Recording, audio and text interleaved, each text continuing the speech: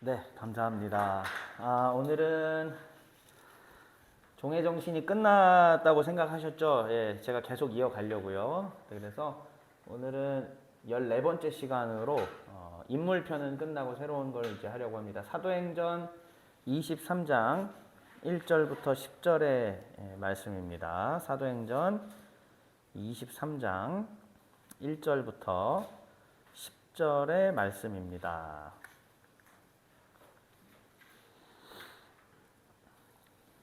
신약 사도행전 23장 1절부터 10절의 말씀. 네, 다 찾으신 듯 합니다.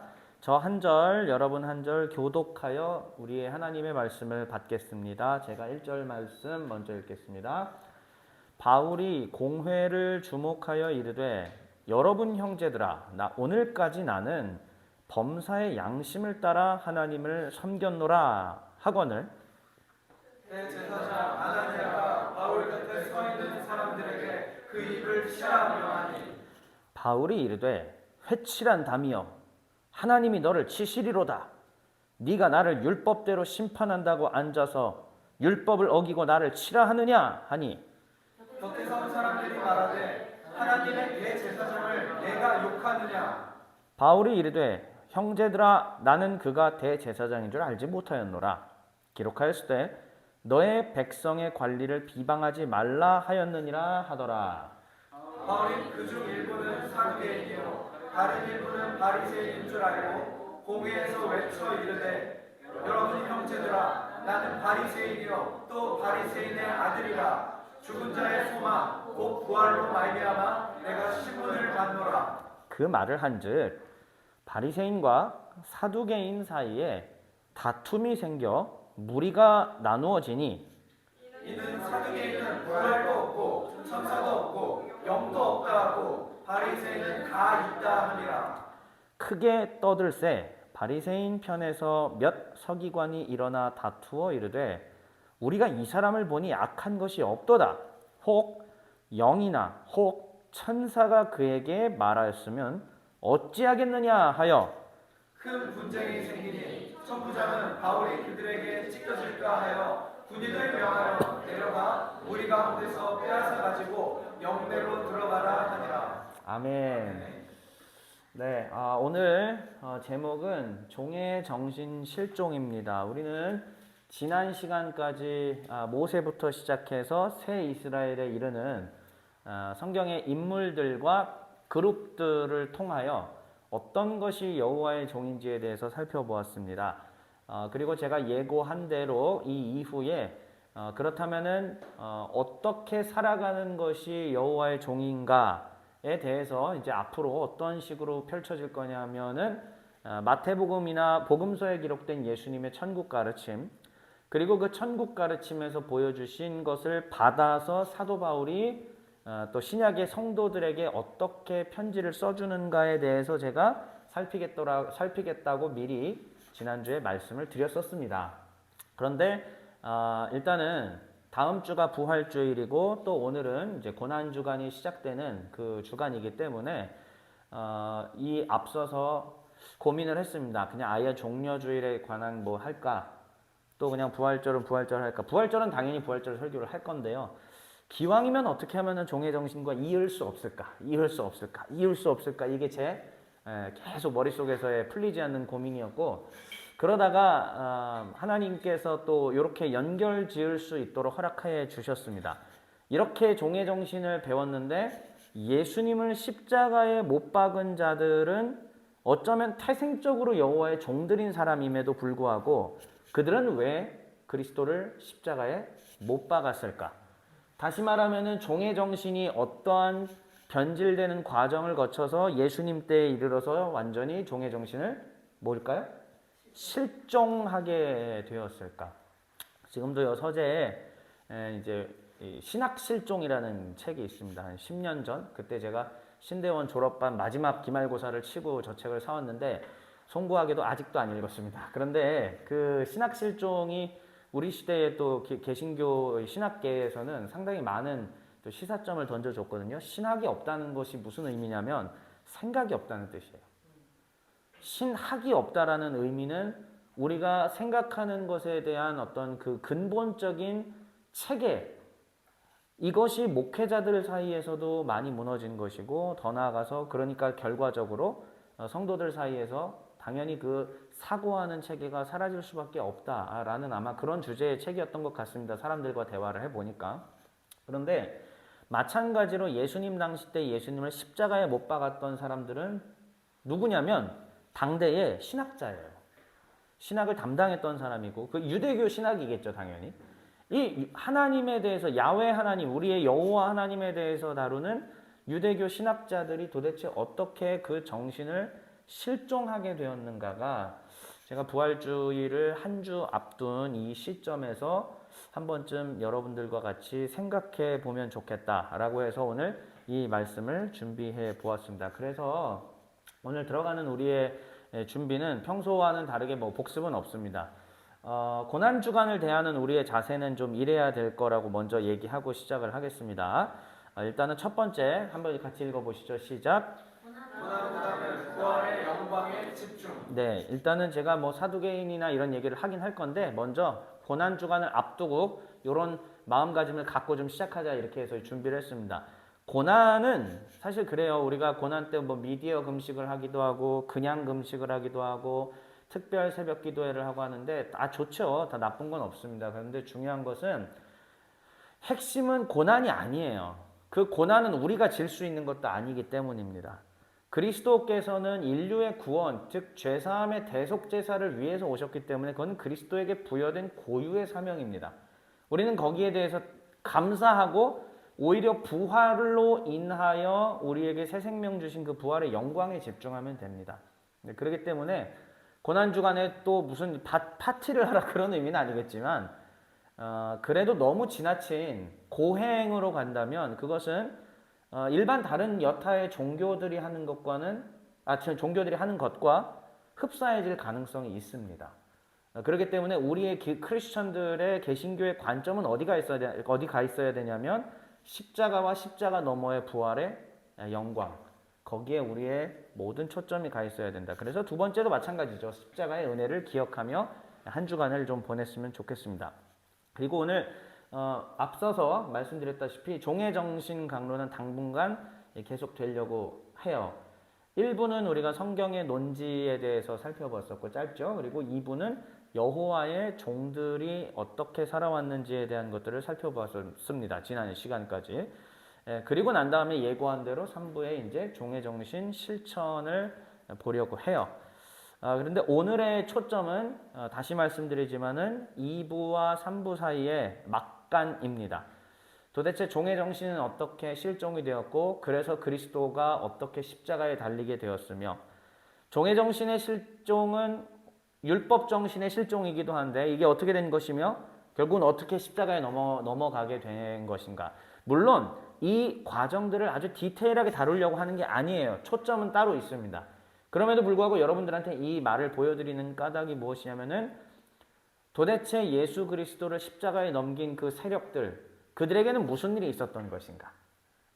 그리고 그게 2000년 전에 있었던 사건으로 그치면 안 되고 오늘날 우리에게도 동일하게 적용될 수 있는 것이다 라는 경각심, 그것을 위해서 제가 이걸 보여드린 거고요. 오늘의 초점은 거기에 가 있습니다. 그러므로 우리 종회가족 여러분들 오늘의 초점이 어디에 있는지 분명하게 기억하면서 오늘 강론을 함께 나누도록 합시다. 그래서 오늘의 스포트라이트는 뭐냐면은 첫 번째는 평소와는 다르게 본문 먼저 좀 볼게요. 우리가 사도행전 23장의 이 스토리를 먼저 보고 그 다음에 사두개파와 바리새파를 통해서 보는 종의 정신 변질 과정들을 조금 생각해보고 그리고 종의 정신이 왜 실종될까를 살피는 겁니다. 그리고 당연히 그 결과로서 우리는 어떻게 하면 종의 정신을 실종하지 않고 끝까지 주의 종으로서 살아갈 수 있을까? 여기까지 생각하는 게 오늘의 강론의 전체적인 흐름이 되겠습니다. 그러면 첫 번째로 본문을 좀 같이 다시 한번 보시죠. 자, 사도행전 23장 1절부터 10절입니다. 제가 화면을 두 개로 나눠서 5절씩 이렇게 나눠서 왔습니다. 즉, 한 장면이 1절에서 5절, 그 다음 장면이 또 6절에서 10절 이렇게 될 거예요. 일단은 보기 전에 뭐 본문을 일단 읽기 전에 요거를 먼저 좀 제가 보여드릴게요. 자, 오늘의 23장의 본문의 위치, 즉 위치라는 얘기는 무엇이냐면은 왜 이쯤에 있고 이게 무슨 흐름 가운데 문맥이 뭐냐 그 말을 하는 겁니다. 본문의 위치라는 건 문맥을 말하는 거예요. 흐름을. 보았더니 오늘 우리가 살펴본 23장은 21장부터 23장까지를 한 덩어리로 볼 수가 있습니다. 보면은 제가 변론 1이라고 얘기를 해놨네요. 자, 변론 1이라는 것은 무엇이냐면은 바울의 적대 세력. 또 다른 말로 표현하겠습니다. 바울과 그리스도교를 적대하는 적대 세력이라고 보시면 됩니다. 그래서 이 적대 세력이 어떻게 만나서 어떤 대화를 나눴고 그리고 그 대화 가운데는 우리는 무엇을 배울 수 있는가라는 점인데요. 21장부터 23장의 변론 첫 번째 지리적 위치는 어딜까요? 네, 한번 같이 읽어주시죠. 다시 어디요? 네, 예루살렘. 우리가 제일 잘 아는 도시 예루살렘입니다. 천부장이 있는데 이 천부장은 어느 나라 사람일까요? 로마 사람입니다. 로마의 군인이죠. 아주 높은 군인입니다. 글라우디오 루시아라고 하는 이 천부장이 예루살렘 지역에서 치안을 아마 담당하고 있었을 거예요. 그런데 사도 바울이라는 사람이 왔고 그가 예루살렘에서 걸어다닌 걸 발각되었습니다. 그랬을 때 난리가 났고 유대인들이 막 해서 바울을 잡아서 어떻게 해버리려고. 그러나 일단은 누가 치안을 담당하느냐? 천부장이 담당하고 있기 때문에 자신의 멋대로 할 수는 없고 천부장의 인도에 따라서 모든 것들이 진행이 될 겁니다. 근데 오늘의 우리의 본문은 바로 이런 위치에 있는 거고 그 이후에 펼쳐지는 24장부터 26장은 변론 2, 3, 4 누구와? 벨릭스 총독과 베스토 총독과 분봉왕 아그리빠 2세와의 대화로 이어지게 됩니다. 그 장소는 가이사랴. 즉 이제 가이사랴에서 배를 타면 바로 로마에 갈 수 있는 그 해안가에 있는 도시죠. 네.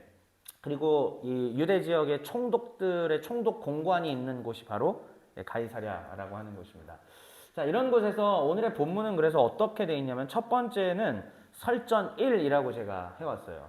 첫 번째는 설전 1. 그래서 바울의 변론입니다.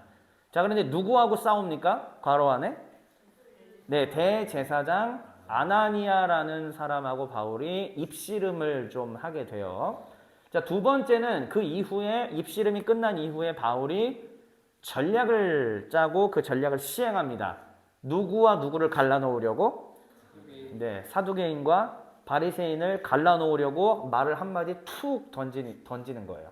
그랬을 때 이 두 세력이 갑자기 일시에 바울 한마디 때문에 어제의 친구가 오늘의 적으로 갑자기 휙 하고 갈라지는 재밌는 일이 벌어지게 됩니다. 자, 그러면은 이거를 한번 보셨으니까 다시 한번 요 구도대로 오늘의 본문을 한번 읽어보시죠. 제가 하나하나 좀 설명을 좀 드려보겠습니다. 자, 바울이 공회를 주목하여 이렇게 얘기합니다. 자, 여러분 형제들아, 일단은 천부장 글라우디오 루시아가 자리를 마련해 주었고요. 바울로 하여금 자기의 동족들인 유대인들한테 자기 자신을 변호할 수 있는 기회를 주었습니다. 자, 그래서 바울이 이렇게 얘기를 하는 거죠. 나는 범사에 평소의 상황에 양심에 따라서 하나님을 섬겼다. 나는 뭐 크게 잘못한 거 없다. 이렇게 얘기를 하니까 대제사장 아나니아가 바울 옆에 있는 사람한테 얘기하기를 저 자식 입을 쳐라 얘기를 하는 거예요. 그러니까 참남한 말을 했다라는 거죠. 왜? 대제사장 아나니아가 가진 자신의 신학과 자신의 사상에 비추어 보았을 때는 바울이 지금 얼토당토한 말을 하고 있는 것이기 때문입니다. 그 얼토당토한 말이라는 것이 무엇이냐면 이따 나중에 더 자세히 설명하겠지만 대제사장은 일단 사두개파예요. 사두개파가 가지고 있었던 자신들의 신학의 핵심은 무엇이냐면은 영의 존재가 없다. 천사도 없다. 그리고 오직 이들은 모세 오경 말씀만을 자신의 말씀으로 받아서 따랐죠. 그러니까는 바울이 전하는 부활에 대한 이야기라든지 바울이 부활한 예수님을 만났다라든지 그 다음에 종말이 있을 것이다라는 이와 같은 스토리들은 이 대제사장 아나니아 즉 사두개파 사람들이 도저히 자신들이 받아들일 수 없는 그와 같은 스토리입니다. 그러니까는 저 막말을 일삼고 있는 바울을 어떻게 해라? 그 입을 쳐라!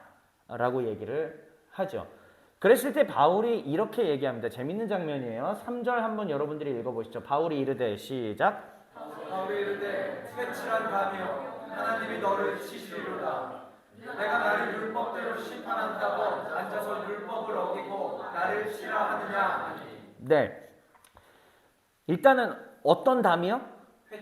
회칠한 담. 회칠하다라는 얘기는 뭐냐면은 보통 무덤이 이렇게 있으면 이 무덤 안에는 지금 시체가 있는 것이기 때문에 이 시신에 손을 대는 순간 우리는 부정해지는 겁니다. 유대 율법에 따르면. 그래서 표시를 해놓는 거예요. 회반죽을 발라서 아름답게 표시를. 근데 이런 의미도 있고 또 하나 회칠한 의미는 다른 이런 의미도 있습니다. 속은 썩어 문들어가는 시체로 가득한데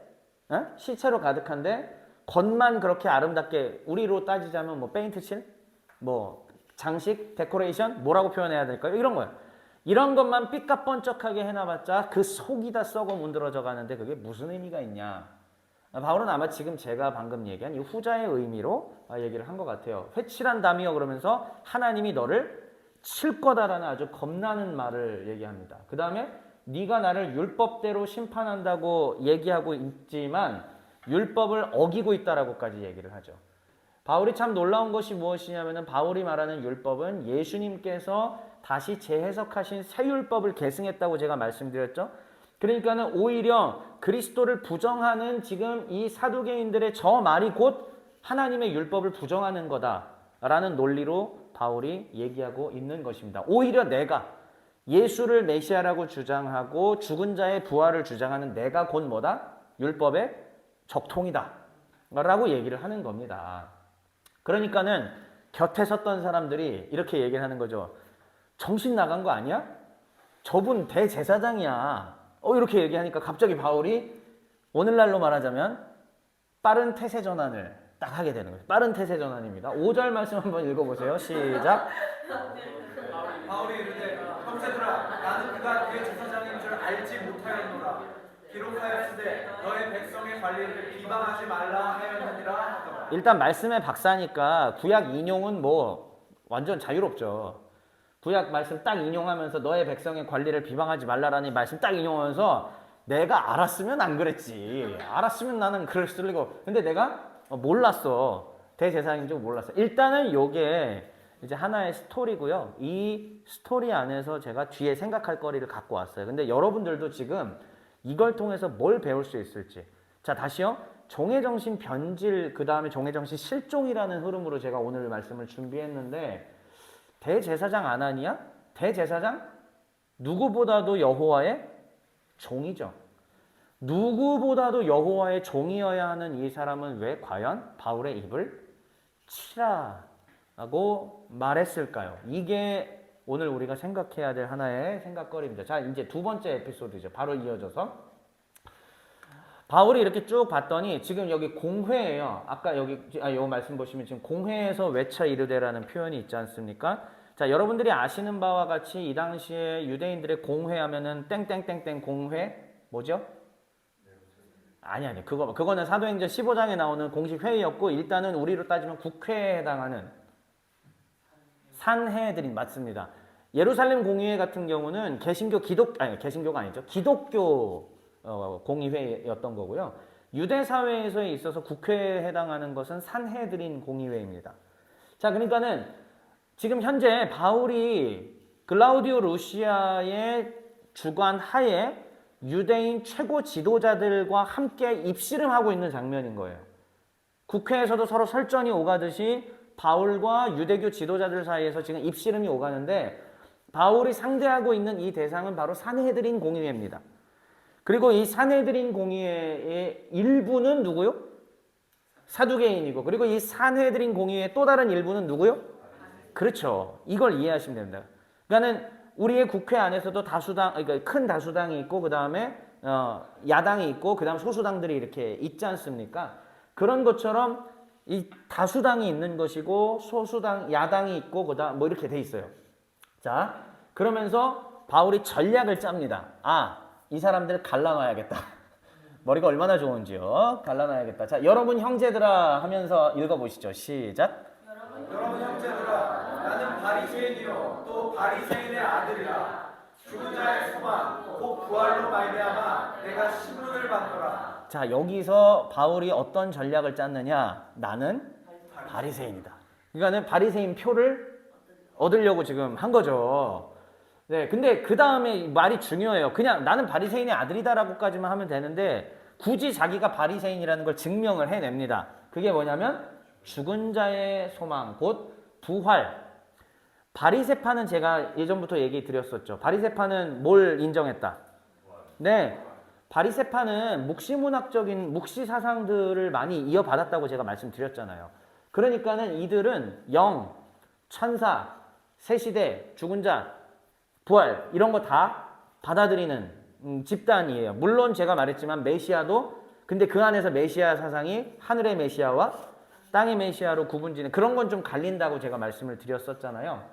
그런데 아무튼 이 바리새인은 죽은 자의 부활을 무조건 인정하는 그런 그룹이에요. 그러니까 바울이 요 한마디를 탁 던져 놓는 거죠. 이 말을 들었을 때 자 정서적으로 바리새인은 지금 바울을 바라보는 마음이 어떨까요? 측은지심. 네, 좋습니다. 아주 좋아요. 측은지심이 생길 수밖에 없죠. 그래서 측은지심 가운데에 바리새인들이 바울의 편을 좀 드는 웅성이 좀 있었을 것 같아요. 그래서 자 7절 8절 같이 한번 읽어보시죠. 시작. 그 말을 한즉 바리새인과 사두개인 사이에 다툼이 생겨 우리가 나뉘어지니 이는 사두개인은 부활도 없고 천사도 없고 영도 없다 하고 바리새인은 다 있다 하니라. 그렇죠. 이러니까 당연히 이 안에서 편이 싹 갈라지게 되는 것입니다. 그랬을 때 9절에 이렇게 얘기합니다. 크게 떠드는데 바리새인 편에서 몇 명의 서기관들이 일어나서 다투며 이렇게 얘기합니다. 자, 우리가부터 여러분 우리 같이 읽죠. 저랑 같이. 우리가 시작. 우리가 이 사람을 보니 악한 것이 없도다. 혹 영이나 혹 천사가 그에게 말하였으면 어찌하겠느냐 하여. 여러분 기억하시죠? 바리새파 중에서 샴마이 학파가 있고 그 다음 하나는 힐렐 학파가 있었다고 그러고 힐렐의 손자가 누구였죠? 가말리엘입니다. 가말리엘은 사도행전에서 뭐라고 얘기했었어요? 아니 근데 그러니까 그 존경받는 가말리엘이 예수 제자들을 보고 뭐 베드로나 요한이나 이런 사람들이 복음 전하면서 막 그런 소동이 일어나는 걸 보고 뭐라고 얘기했어요? 가만히 있어라, 지켜보라. 왜? 진짜 하나님으로부터 된 일이면 누가 뭐라고? 그러니까 그 말을 가말리엘이 할 수 있었던 까닭은 뭐냐면 애시당초 바리새파는 뭘 인정하니까? 죽은 자의 부활을 인정하니까요. 그러니까는 이제 근본적인 어떤 그 세계관 자체가 사두개하고 바리새는 다릅니다. 네. 자, 그래서 이제 이런 얘기를 이제 하고요. 그러면서 10절에 큰 분쟁이 생겼다고 얘기를 하면서 어떻게 마무리되느냐? 천부장이 이거 큰일 나겠다. 그래서 재밌는 표현이 있어요. 바울이 그들에게 찢겨질까 하여. 지금 어떤 상황인지 대충 이해가 되시죠? 오늘날로 따지자면 광화문 광장에서 서로 반대하는 적대 세력들끼리 서로 막 반대 집회 서로 하고 있잖아요. 그 현장에서. 근데 그 중에 영웅되는 사람 한 명이 그 가운데 들어간다고 쳐보세요. 돌 맞을 수도 있어요. 진짜 이분. 큰일 날 수도 있단 말이죠. 그래서 이 경찰이 투입되고 안전하게 바리케이트 치고 갈라내는 것처럼 그와 같은 일이 여기에서 일어나게 되었다라는 것입니다. 이게 오늘 본문의 전체적인 스토리고 그래서 다시 한번 눈으로 좀 보시면 바울의 변론, 대제사장 아나니아와 그 다음에 바울의 전략, 사두개인과 바리새인을 갈라놓는 이러한 전략으로 그리고 장소는 본문의 위치 어디였죠? 예루살렘에서 이루어지고 있는 그러한 일들이었다. 자, 그러면 이것을 가지고 본문을 분석을 한번 좀 같이 해보죠. 본문 봤더니 첫 번째 사내들인 공의회의 구성은 어떻게 돼 있다? 사두개파 다수 플러스 바리새파 소수. 아, 정확하게 읽어주셨습니다. 예. 그러니까는 다수당이 사두개파예요. 압도적인 다수입니다. 그 다음에 소수파가 어디라고 그랬죠? 네, 바리새파예요. 바리새파는 소수이지만 말씀 율법에 대해서는 아주 강력한 능력과 그 하나님 말씀에 대한 사랑을 갖고 있는 집단입니다. 소수이지만. 예, 그리고 사두개파는 제가 늘 얘기했지만은 문제가 심각한 사람들입니다. 예, 제가 항상 전 사두개파를 싫어해요. 예, 그래서 일단은 뭐 아주 자세한 얘기는 또 뒤에 있으니까. 하여튼 사두개파는 지금 다수당 다수파를 이루고 있고 하여튼 그런 상황이에요. 자, 두 번째 생각해 볼 거리. 바울이 저 사람이 난 대제사장인 걸 몰랐다라고 얘기를 했잖아요. 제가 질문을 한번 던져볼게요. 바울은 과연 아나니아의 신분을 정말 몰랐을까? 어떻게 생각하십니까? 답변을 하라는 얘기는 아니에요. 만약에 알았다면은 이런 얘기겠죠. 무슨 얘기냐? 사두개파가 지금 곧 유대 사회를 지탱하고 있는 중심 세력이고 그들이 성전과 제사장과 제사 제도를 가지고 있는 즉 옛 시대의 옛 율법의 상징적인 자들이 누구냐면은 현재 사두개파. 바리새인들에 대한 얘기가 많이 나오기는 하지만 그러나 실질적으로 예수님을 십자가에 못 박아 죽인 장본인들은 누구냐면 사두개예요. 결정적으로.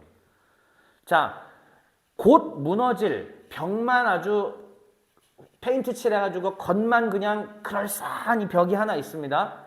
이제 이게 곧 무너질 것인데 이 곧 무너질 사두개파라고 하는 이 벽에 대해서 만약에 알았다면 저 사람이 지금 대제사장이라고 만약에 알았다면 의도적으로 메시지를 던진 거겠죠. 저 사람은 지금 율법으로 나를 치라고 하지만 율법을 오히려 모르는 자다. 그러면서 지금 예수님께서 얼마 전에 그런 얘기 하셨죠. 물론 이제 예수님으로부터 수십 년 좀 한 20, 30년 지났지만 예수님께서도 마지막 때에 거의 이르러서 뭐라고 얘기하셨죠? 성전을 헐라. 사흘 만에 내가 다시 세우리라. 물론 그것은 사도들이 이렇게 해석해 줬습니다. 성전된 자기 육체가 죽은 자 가운데 다시 살아나는 걸 말했다. 그러나 우리는 역사적으로 알고 있죠. 실제로 예루살렘 성전은 주후 70년에 실제로 무너지게 되었습니다. 그러니까 바울의 입장에서는 이제 이 무너지기 얼마 전이에요.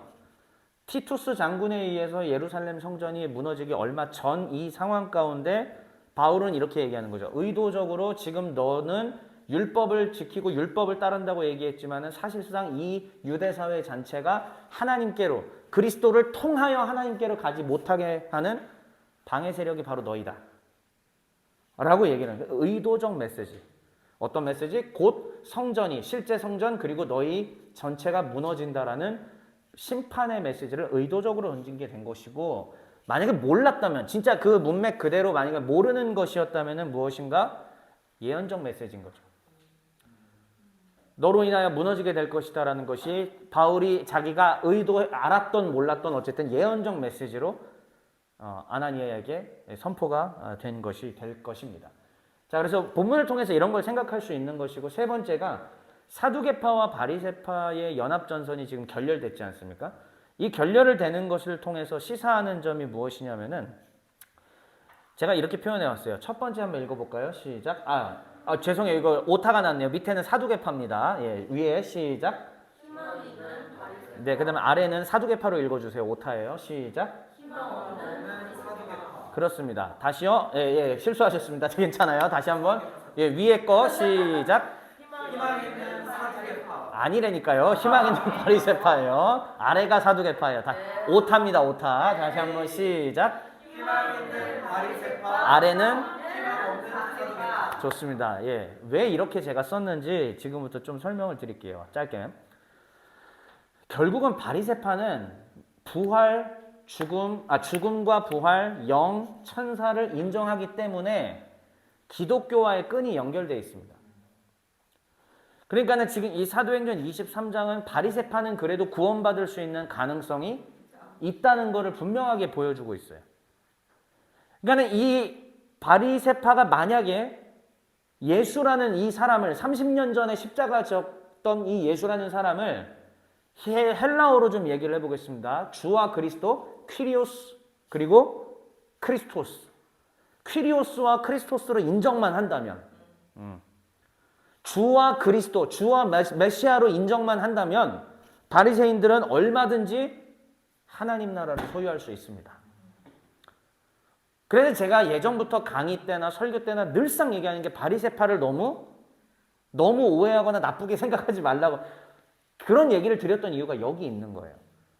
그러니까는 바울이 했던 것이 예수님이 하셨던 것도 바리새파를 완전히 단절해놓고 이런 개념이 아니라 정신 차리고 돌아올 수 있는 가능성 주셨다는 거예요. 그 탕자의 비유라는 것에서 우리는 큰아들도, 그리고 예수님이 맏아들과 작은아들 비유 잘 계속 드시는데, 결국은 예수님의 사랑은 이 탕자에게만 가 있던 것 아니에요. 큰아들에게도 가 있었습니다. 큰아들도 함께 구원받을 수 있는 자격이, 가능성이 여전히 있다는 얘기입니다. 자, 그래서 바리새파는 무엇이냐면은 아직까지도 희망이 있다. 돌아오게 예수를 대신 주로 인정을 하기만 하면. 그런데 그게 쉽지가 않았던 거죠. 그러니까 결과적으로는 바리새인들도 구원받은 사람들이 많지 않다라는 것이죠. 하지만 그럼에도 불구하고 저는 확신을 하는 게 이 당시에 바리새파 사람들 중에서 회심하고 예수를 영접한 사람이 많이 있을 거라고 저는 확신해요. 그러나 사두개파는 거의 없었을 것 같습니다. 왜요? 근본적으로 이들이 가지고 있었던 사고방식이 뭐죠? 부활이 없다. 영은 없다. 천사도 없다. 예. 그러니까는 애당초 예수님의 죽음 부활 가능성이 없는 거예요.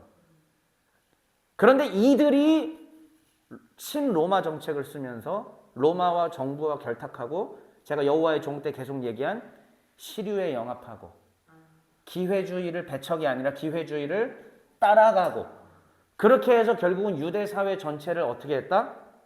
무너뜨리는 거죠. 그 30년 전에는 예수라는 사람을 십자가에 넘겨주기까지 한 것이고요. 그러니까는 사두개파는 희망이 없다. 답이 없다. 오타 다시 한번 말씀드립니다. 나중에 방송으로 보실 분들이 혹시 있으실까 봐요. 맨 아래는 바리새가 아니라 사두개인데 오타가 났습니다. 희망 없는 사두개. 자, 그렇다면은 오늘 강론의 두 번째 시간, 사두개파와 바리새파를 통해 보는 종의 정신의 실종 과정을 제가 화면 하나로 딱 준비를 해왔습니다. 우리 여호와의 종들에 대해서 배울 때 성전 직무자 기억나세요? 성전 직무자 5가지 뭐뭐 있었는지 한번 우리 종의 교회 성도들 한번 보겠습니다. 잠시만요. 에어컨을 좀 틀어주세요. 다들 지금 눈이 풀렸어요. 막 졸음 깨려고 뭐 엄청나게 노력하고 있는데 춥게 만들어서라도 정신을 차리게 도와주십시오. 자, 성전 직무자에 뭐뭐가 있었죠? 제사장 있었고요. 그 밑에 문지기도 있고, 그 전에 레위인, 또 찬양대, 그 마지막에 느디님. 좋아요. 예, 잘 배우셨습니다. 예, 이 성전 직무자에 이렇게 5가지 부류가 있었는데, 자, 이 성전 직무자를 요약해서 제가 어떤 식으로 말씀했었죠? 맨 윗줄 한번 같이 읽어볼까요? 시작.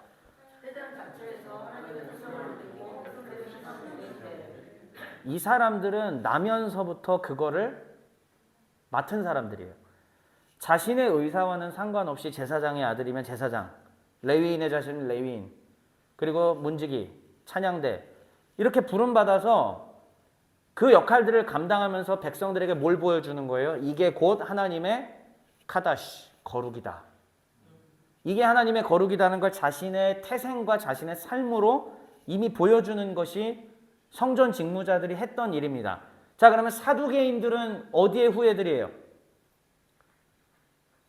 사두개인들은 제사장 후예, 제사장 지파라니까. 제사장과 그 밖에 이 제사장 계열의 귀족들이에요. 그러면 사두개인들은 누구의 후예들입니까? 성전 직무자의 후예예요. 다시 말하면 태생적부터 하나님의 소명을 느끼고 백성들의 신앙의 모델이 되는 그 자리로 부름받은 자들이 원래 누구다? 사두개파 사람들입니다. 그래서 성전 직무자들이 했던 특징이 있었다고 그랬죠? 찬양을 늘 하나님 앞에 올려드리고, 가난이라는 건 무엇이냐면은 자기는 이것을 물질을 초월해야 돼요. 부름받은 이 일을 해야 되니까. 그 다음에 늘 거룩을 드러내야 되기 때문에 절제하는 삶을 살아야 하고, 그 다음에 목숨을 걸어서라도 때로는 하나님을 위해서 자기의 목숨을 내놔야 되는 위험과 그 위험을 감당하기까지의 결기가 필요한 것이 바로 성전 직무자라고 제가 말씀을 드렸어요. 자, 그러니까 요것을 조금 기억하면서 사두개파와 바리새파의 차이를 한번 생각해 보시죠.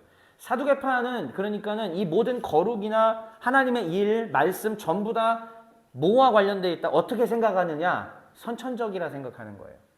자기 자신이 그렇게 태어났으니까 선천적인 상황 속에서 이게 나서 자라서 본 게 이게 단 거예요.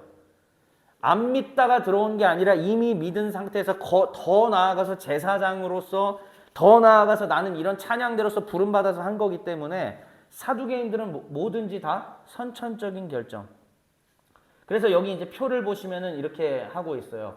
거룩에 대한 것도 사두개파는 어떻게 생각하냐면 거룩은 선천적인 결정이다. 즉 유대교에 관련된 이거는 오직 하나님이 유대인들을 선민으로 결정하시면 끝이다. 예. 근데 반면에 바리새파는 이런 거예요. 태생적으로 바리새파 이런 개념이 아니라 자기가 율법을 정말 열심히 하고 인정받으면 스승에 의해서 바리새파로 편입이 가능했습니다.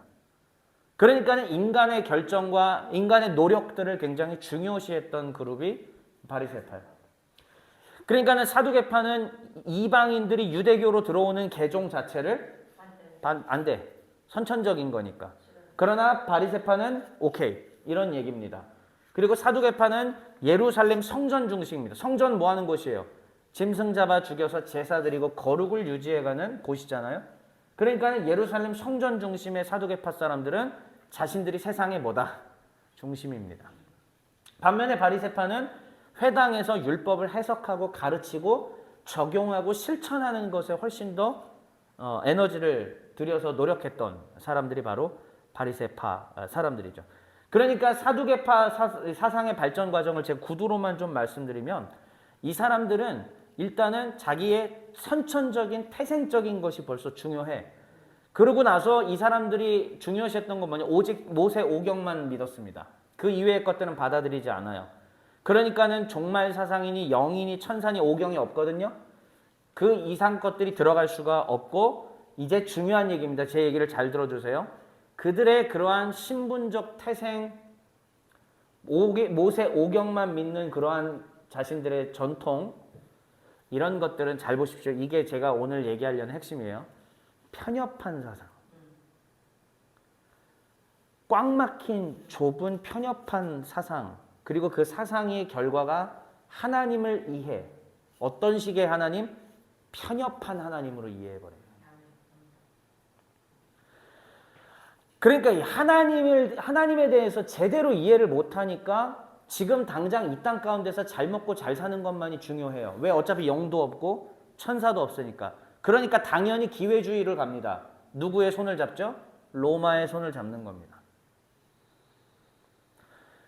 하나님의 뜻이 무엇인지 알고자 노력하지 않습니다. 왜? 태생적으로 이미 우리는 거룩 이걸로 다 끝나 있는 사람들이니까요. 쉽게 얘기합니다. 성전 직무자는 제가 종의 정신을 갖고 사는 부류라고 말씀드렸죠. 그러나 그의 후예들인 사두개파는 이러한 사상의 발전 과정을 통해서 발전이라고 얘기하는 게 과연 맞을지 모르겠네요. 퇴보 과정이라고 표현하는 게 더 나을지도 모르겠네요. 이 과정을 통해서 종의 정신은 상실돼 버립니다.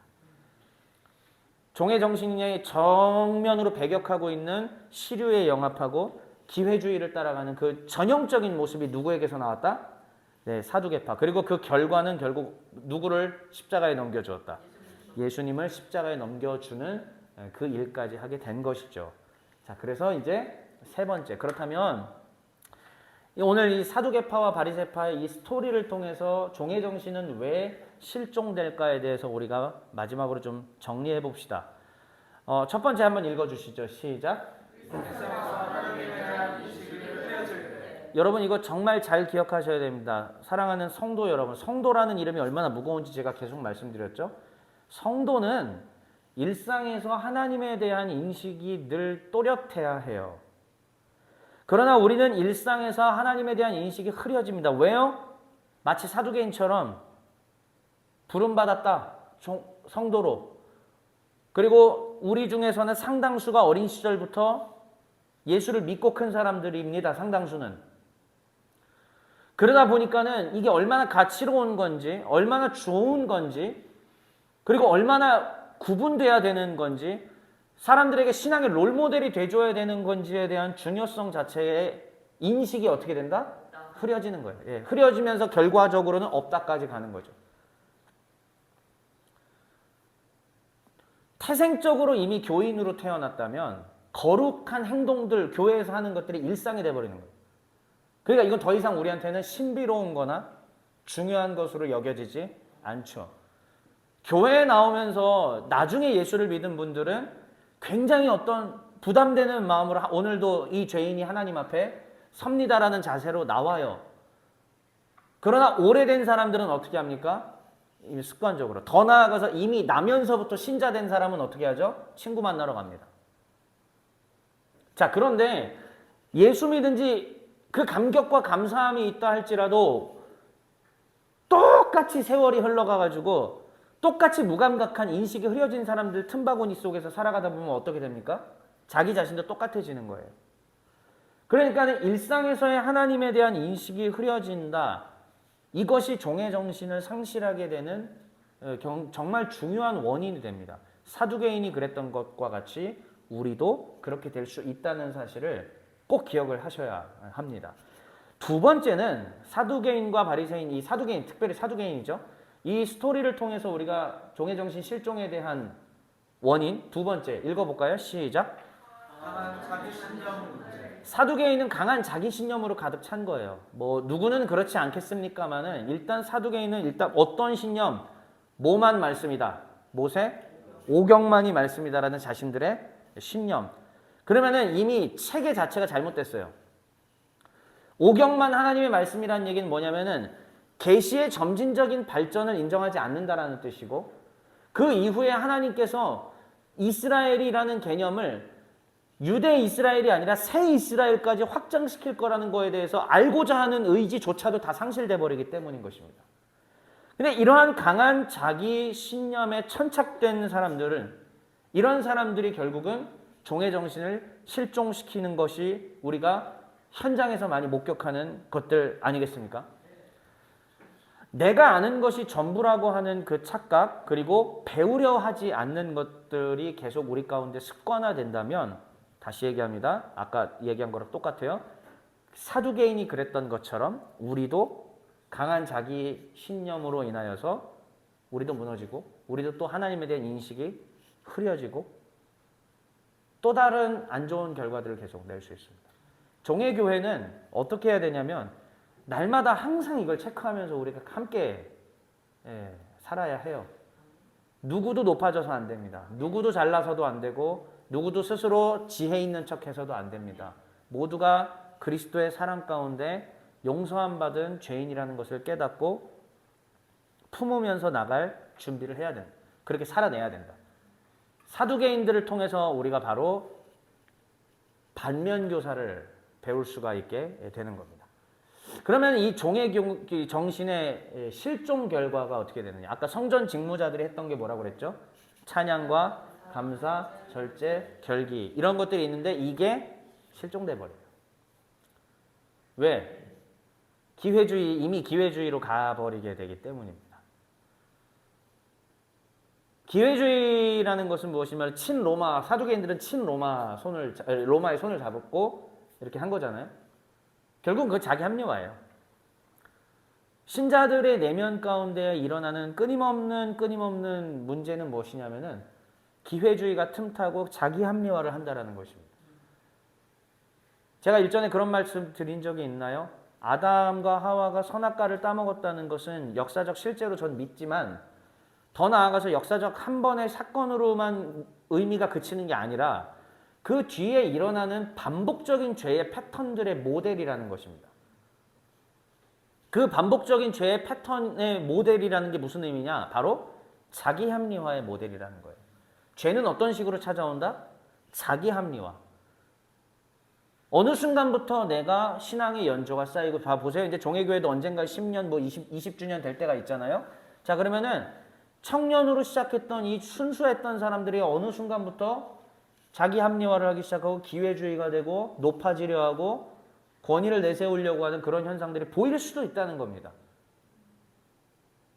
그런데 정말 참된 종의 정신을 가진 사람들은 그러지 않습니다.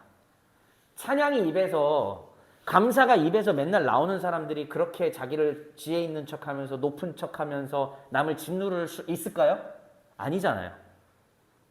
이게 우리가 늘 체크할 수 있는 시금석이 될 줄 저는 생각합니다. 그래서 자기 높임과 교만한 태도도 바로 이제 거기까지 연결되는 그런 결과라고 보입니다. 그래서 이게 마지막 화면입니다. 오늘의 생각하기는 같이 한번 읽어볼까요? 시작. 종의 정신을 잃지 않으려면 어떻게 해야 할까요? 오늘 네. 교회를 통해 모든 토의를 안 하겠다는 뜻인가요? 자, 다시 한번 읽으세요. 시작. 종의 정신을 잃지 않으려면 어떻게 해야 할까요? 오늘 모든 교회를 통해 함께 답을 찾아봅시다. 답을 별로 찾고 싶어하는 것 같지 않은. 예. 근데 주보에 다 실어놨으니까요. 예, 이따 나중에 지금이 아닙니다. 나중에 식사 마치고 제가 결론을 내드리는 것보다는 우리 개인이 가지고 있는 이걸 체크하는 거예요. 내가 가진 강한 자기신념 문제는 뭔가. 이 화면으로 한 번 더 보여드릴게요. 그러니까 내가 가진 일상에서 하나님에 대한 인식이 흐려진 건 뭔가. 그리고 내가 가진 강한 자기신념의 문제란 건 대체 무엇일까.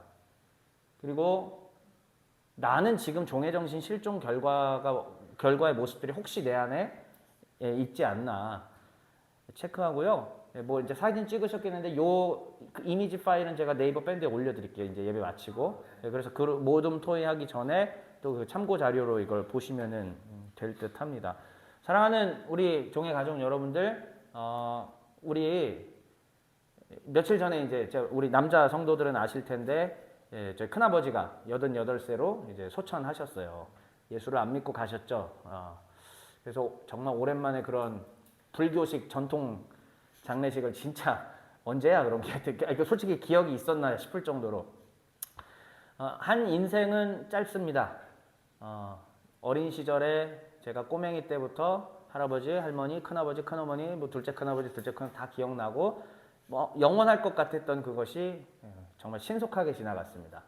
할아버지, 할머니도 2000년 초반에 가셨고 물론 하나님의 은혜로 두 분은 돌아가시기 얼마 전에 예수를 영접하셨습니다. 그러나 제가 중학교, 고등학교 때부터 참 큰아버지, 큰어머니 기도 많이 했거든요. 근데 끝까지 예수를 안 믿고 가신 이것들을 좀 보면서 우리의 인생이 짧아요. 짧은 우리의 인생 가운데 하나님이 지금 저한테도 목회 기간을 한 30년 정도 이제 주셨고 지금부터 30년 딱 주셨고 30년 지나면 저나 여러분들이나 이제 다 또 그런 것들을 준비해야 되는 그러한 나이가 되지 않겠습니까? 앞으로 또 많은 어린이, 청소년, 젊은이들이 또 우리 교회에 올 것이고 또 그들에게 복음을 전하는 일들을 우리가 해야 될 텐데 꼭 기억해야 될 것은 교회에 몇 명의 성도가 모였느냐, 교회가 무엇을 하느냐 이런 거에 관심 갖기보다 우리는 종의 정신이 잘 실현되고 있고 작동하는가, 교회의 제일 중직을 맡은 사람들이 종의 정신을 갖고 있는가, 그리고 이 교회는 그것을 결단하는 사람들이 오는 곳이어야 하고 또 그게 어려운 사람들을 잘 돌보면서 함께 십자가의 길을 걷게, 자기 부인의 길을 걷게 해주는 그러한 공동체가 돼야 됩니다. 바라옵기는 오늘 이 종의 정신의 실종이라는 것은 어쩌면은 한번 경각심을 갖자는 의미도 되지 않습니까? 다음 주에 우리 부활주의를 맞이하기 전에 다시 한번 예수님을 십자가에 넘겨준 이 사두개인들 그리고 바리새인들의 스토리를 좀 생각하면서 우리 교회는 어떻게 해야 하는가 함께 고민하면서 나아갈 수 있는 우리 모두가 되시기를 주의 이름으로 축원합니다.